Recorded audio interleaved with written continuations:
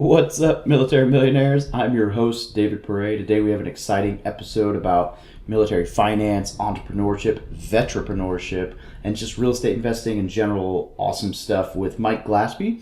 So Mike and I met this last weekend in Miami at the 10X Growth Conference. If this is your first time listening, thanks for joining the community. The podcast is produced every week for your enjoyment. Show notes are found at FromMilitaryToMillionaire.com/podcast. Now relax and enjoy the show.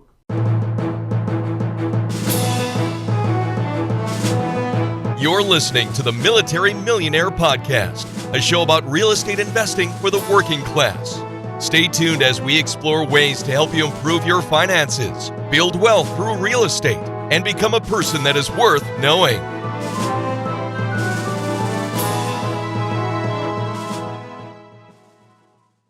Hey guys, what's up? It's Dave from Military to Millionaire. I'm here with Mike. Mike and I were talking. We're both here at the 10X Growth Conference, crashing in Airbnb with like 8 other investors, which has been awesome. And we got talking about real estate and realized, I had my stuff. Let's do a podcast. So here we are. Mike, tell us a little bit about yourself. Hey, what's going on, everybody? I'm Mike Glaspie. I have actually been in the military for coming up on 11 years now. And I've actually been simultaneously investing in real estate for the past 3.5 years or so. I'm also licensed North Carolina real estate broker, and now my passion is kind of helping veterans learn how to leverage the benefits that they have to invest.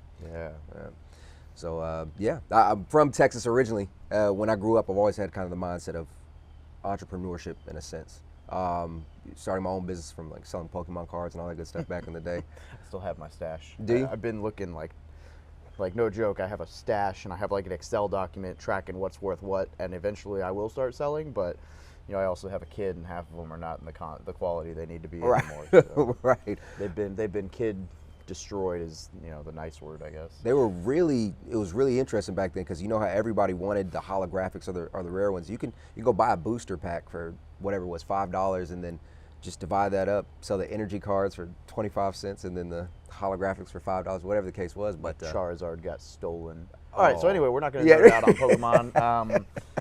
None of that was ever stated. I'm not going to edit it out, but just omit that. I'm just totally never a nerd.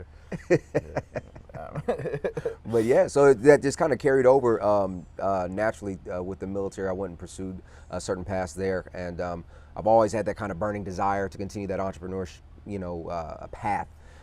So from there, I actually was introduced into a network marketing situation where they actually helped mold my mindset a little bit further. So I felt I've always had that drive and passion, but I never really had the path laid out for me.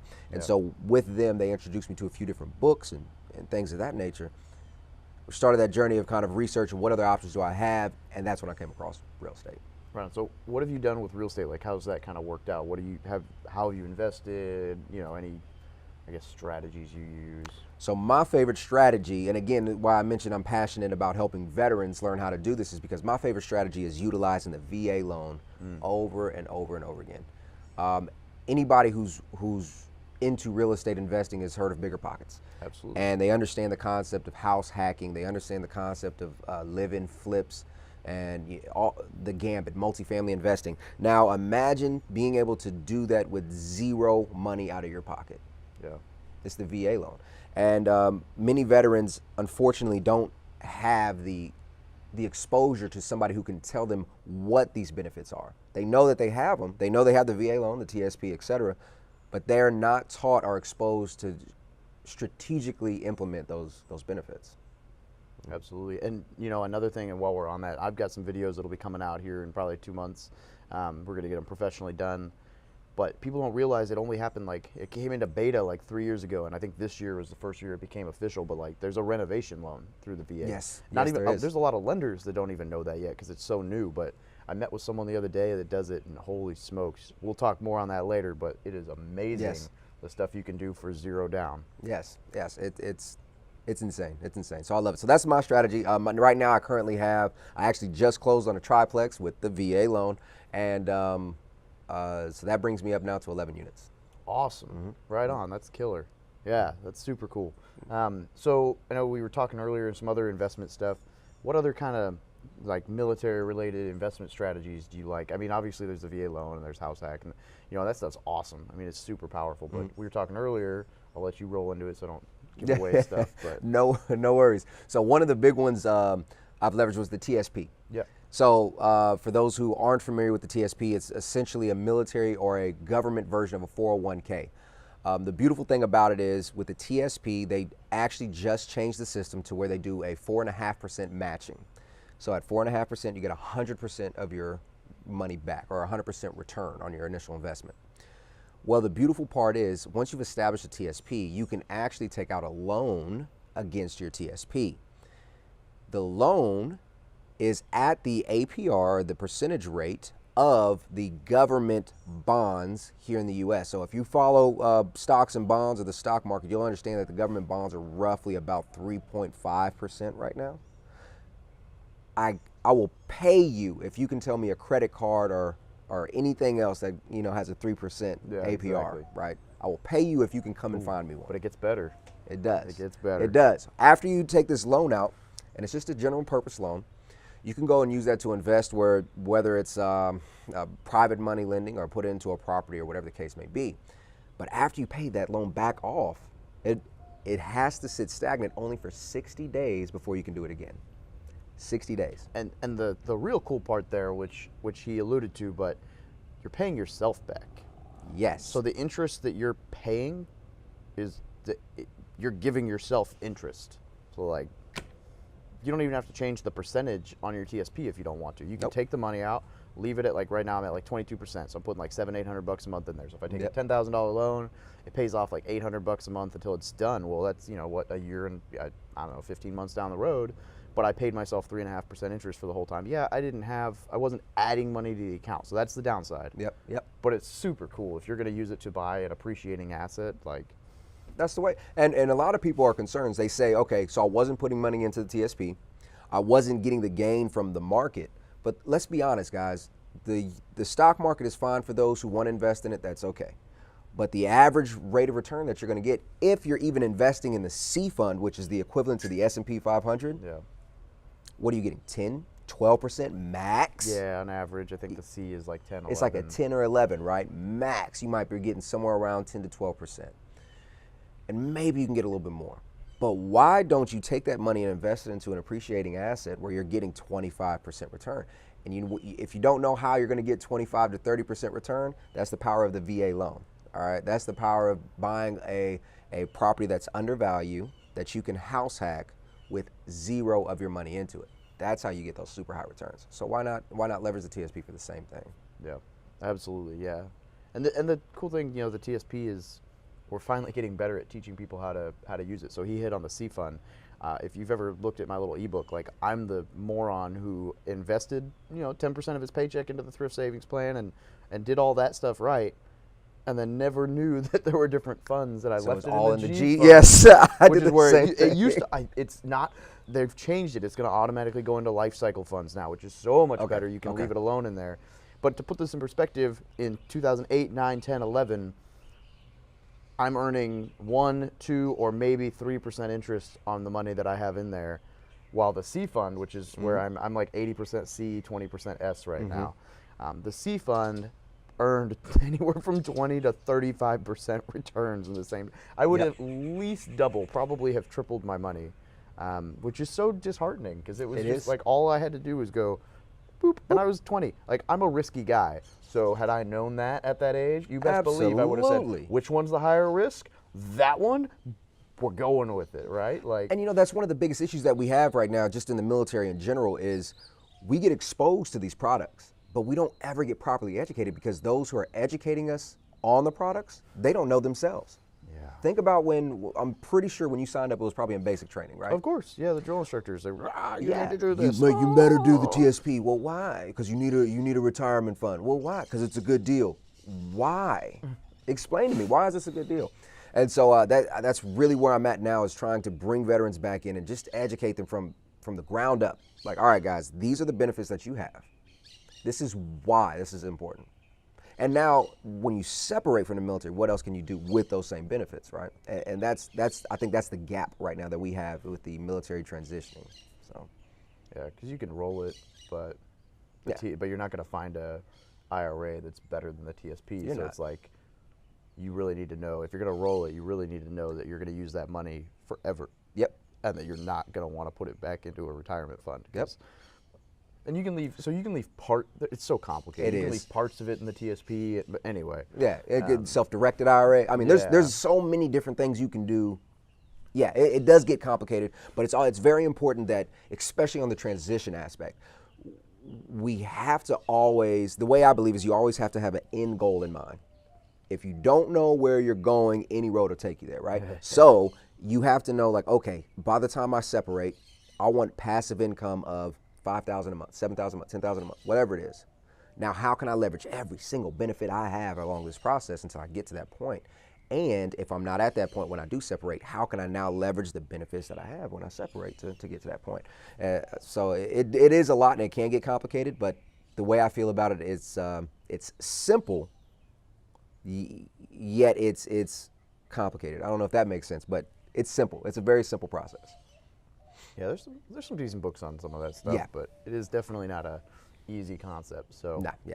All right. So what's in the future? So you're looking at being a real estate agent, or you are a real estate agent. What does the future look like for you in terms of real estate investing? Yeah. So right now I am an agent. I'm also an investor. We help a lot of out-of-state investors focus on the Fayetteville market, Fort Bragg, North Carolina. I'm part of a great team. Shelby Osborne is actually the team lead at Five Pillars Realty. Shout out to her. She's actually right behind the camera. Yeah, she's staring at us through the glass right now, and she was one of my first, probably, I don't know, she's probably in my first 10. I don't know, she's been on the podcast. Yeah. Go search for her. Go search for that one. It was a great podcast.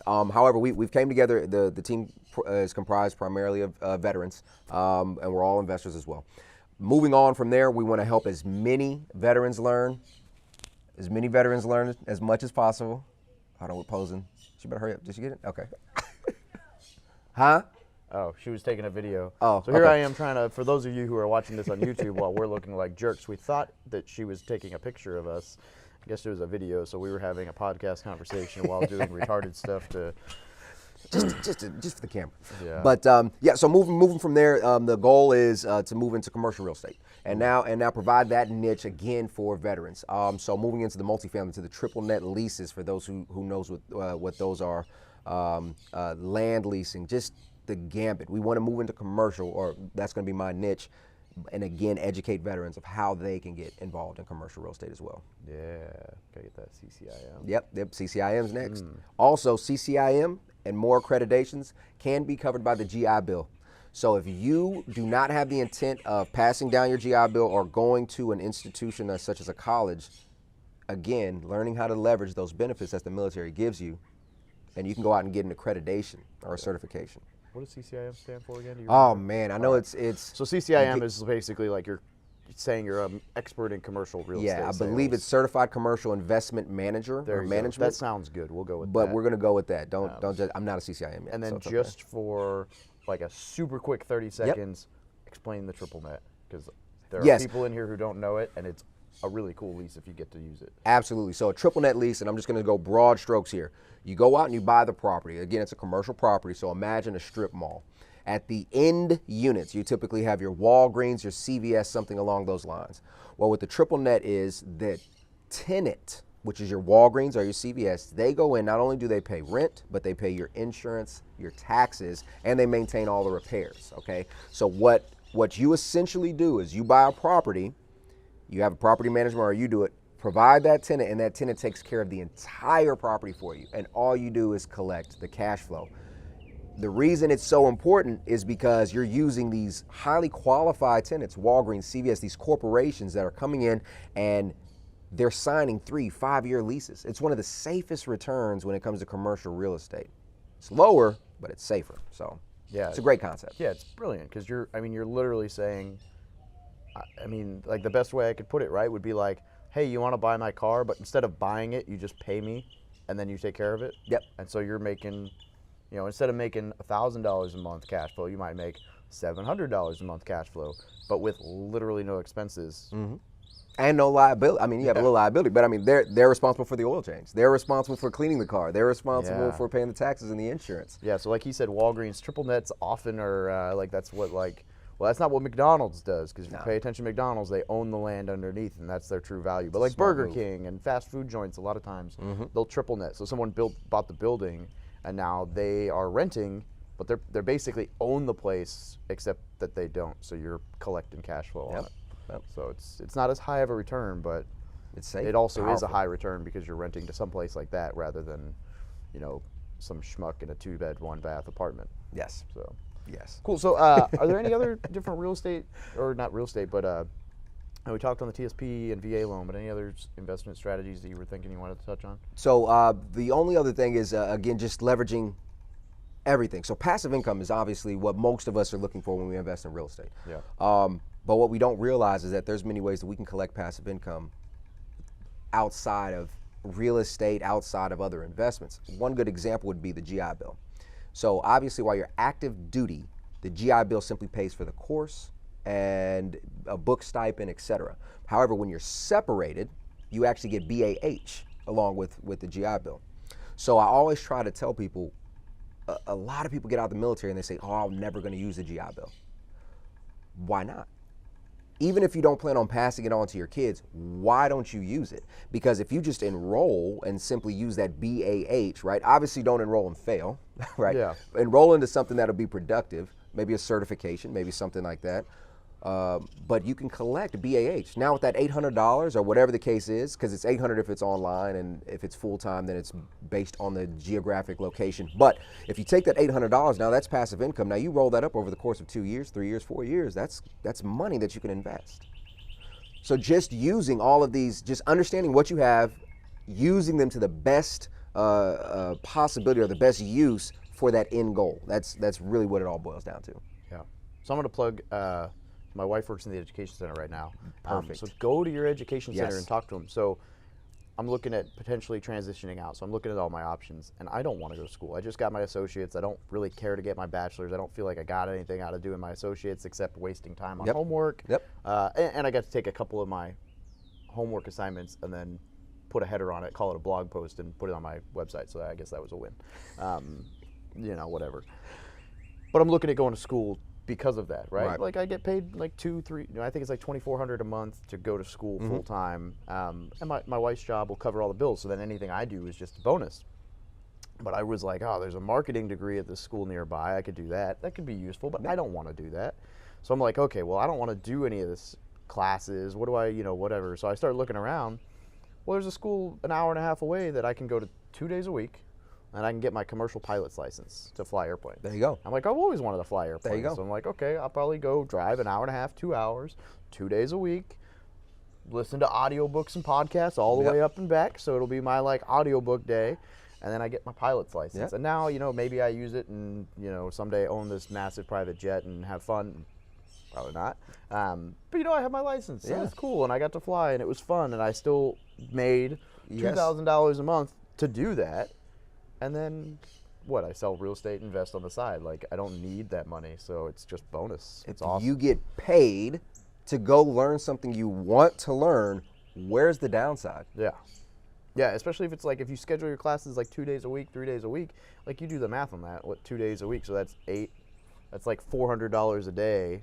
I did my math wrong. $600 a day I'm a Marine, math, it is what it is. So like $600 a day to go learn how to fly an airplane. Yeah. Like that's not bad. No, not at all. Not at all. Yeah. I mean, and I'm not, I'm not working, so whatever. Anyway, awesome. Well, let me run into some of my questions. Again, I've got my fancy thank you. piece of paper here because, normally I have it on the computer screen and you don't know that I'm looking at it, but I'm in Florida. We're in Miami right now, living it up. So, if an E1, E2 was to walk up to you and ask you some advice, 19, 20-year-old, and you only had a few minutes to give it to him, what would you tell him? I'm gonna ask them 2 questions. One, how do you want to live? All right, and how fast do you want to get there?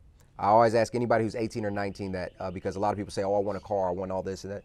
What about that really is the experience that you want to have? Because there's an Instagram lifestyle and there's a real lifestyle, right? So I ask them that, and once they understand kind of where they're trying to go, I'm going to tell you that one of the most beneficial things you can do is just to start asking questions. You have to figure out all the benefits that you have in life. A lot of people waste time on college, A lot of people waste time on a job that they hate or whatever the case is. But if you don't start asking questions and realizing what possibilities are out there, you're going to spin your wheels for years before you finally start to get traction and moving in the right direction. Just don't waste your time and take advice from people who have succeeded. I love my family, but I got a lot of terrible financial advice growing up, right? Typically your family has nothing but the best things in mind for you, but if they aren't where you're trying to go find somebody who has already accomplished that and start asking them questions. Yeah, it's huge. Find someone that's where you want to go. They'll help you. Yep. All right. What is one thing you wish the military taught you about investing at an earlier age? Yeah, well, that just kind of alludes back to what I was saying earlier. Just the actual benefits that we have in the military. And unfortunately, it's, no offense to the finance section out there, but you'll typically have like an E3 or an E4 coming up to you and trying to tell you how the TSP works, and it's like, come on, man. It's like, what are you doing, man? You just got here. Yeah. Like, you're not a millionaire. You're not retired. What does that mean to me? You know what I mean? So I wish they would have just provided a little bit more of creative application to our benefits. Yeah. So I'm a command financial specialist, and the problem I see is that, so I teach once a month. I have like a investing seminar Nice. or a lunch and learn or Nice. whatever. And I don't get as many people as you'd think. Like the first time I had like 50, 60 people there, which was awesome. The second time I had like 4. And then, last month it didn't happen, but I see that a lot of times I don't get to talk to people until it's too late, right? Like people don't come to me to talk finance until, oh, my security clearance is getting revoked. Oh, I might be Yep. getting divorced. Yep. I'm moving overseas and they say I don't have the right finances. I need to fix this in order for me to go. And man, it's rough. Like finances will wreck your life, but It will. people don't think about it until it's too late. So yeah, definitely be proactive with it. And for those who are followers of Dave, like this movement that you're creating here is astronomical. The impact that you're going to have on the military community, being able to educate them prior to coming in or early in their careers. People don't realize that you can join the military and become a millionaire all day, especially over the course of 20 years. Oh yeah. Easy on military pay, easy. Yeah. But this movement is going to be it's going to be huge. It's going to be Yeah, huge. I'm excited to see where it goes, and hopefully we help some people not do everything I did wrong Exactly. first. I need to post a video saying like where I got the idea to start, like everything I didn't do in my first few years, Right. because I did it all that you're not supposed to. Yeah, and I mean all, like whatever. What makes the Mike Glaspie method of investing unique or special? It's creative. So one of the biggest, I guess, avenues in real estate investing is they always say other people's money, other people's money, other people's money, leverage, leverage, leverage. Well, what I'm able to do is leverage everything that the military is giving me, and I've acquired 11 properties in less than 2 years. And I mean, I've done wholesales, I've done subject twos, I've done live-in flips, I've done a subject two where I've rented it out, rehabbed it, and sold it, and I've went in total $1,800. My return on investment was over $1,000 if you look at the actual numbers. I mean, all these creative methods of me leveraging situations and events, I think it's just unique in that sense. Yeah, that's super cool. All right, let's see here. What's one resource that you would recommend to anyone looking at getting into investing, whether it's real estate or whatever? Obviously, I got to give a shout out. Can't say it. You can't say it. I'm gonna say it. No. Okay. I'm just I'm kidding. going You for can it. Bigger say it. pockets. Yeah, guys, go to Oh, bigger okay. pockets, I man. assumed you were gonna say Rich Dad Poor Dad. That's, Oh no, that's no. the other one that everyone. Well, says. yeah, everybody says. I'll tell you what. Man. Everybody wants to get into investing, which is all great and fine. Go to Bigger Pockets. Bigger Pockets has an abundance of resources. However, if your mindset is not ready for the change, it's not going to happen. So if we're going to go mindset resource, I will say Darren Hardy's Compound Effect. Ooh, that's a good one. That was the one that kind of just knocked it out the park for me. That changed everything once I read that book. But I was ready to receive the message, which was key. Oh no! Why did it stop? It just stopped. Oh well. I guess we're doing audio for the rest of this. Sorry, YouTube. So it is what it is. I guess my battery died because it still had 5 minutes of recording. Oh well. All right. That was a good time in there. Before we wrap this up, is there Yep. anything you'd like to add? No, just take action. Just take action. I mean, if you guys are waiting or ready to go, don't overthink it. No analysis paralysis. Just start taking action, because you're going to learn from those mistakes. And ultimately, it's, what you make a mistake in 6 months, you're going to look back in 5 years and be like, wow, I'm glad I made those mistakes early and fast. Yeah, I agree. It's all about taking action. That's killer. So where can people get a hold of you? All right. Again, fivepillarsrealty.com. You'll find my whole team there, Shelby and all them. You can email me directly at michaelglaspie@fivepillarsrealty.com. My Instagram, I'm still working on it, but I'm going to give it to you at the end of the show. You can put it in your show notes or something like that, as well as my Facebook page and things like that. Awesome. And Bigger Pockets, guys. I'm there too. Yeah, Bigger Pockets. And I'll have a link down below. I don't push it. There's always a link down below. If you're interested in Bigger Pockets, whether free membership or I always recommend the pro membership because their calculators are awesome. But there's a link down below. Go check them out. It's awesome. Yep. So cool. Well, Mike, thanks for. I was gonna do this cool like handshakey thing where we look like bros when we exit, but no one's gonna see it. So we just did an audio high five handshake. It was super cool. It was. You still got to see all my dance moves. So sorry you missed it. Appreciate the time. Thank you. Yeah, brother. It's awesome. All right, let's throw me that audio thingy.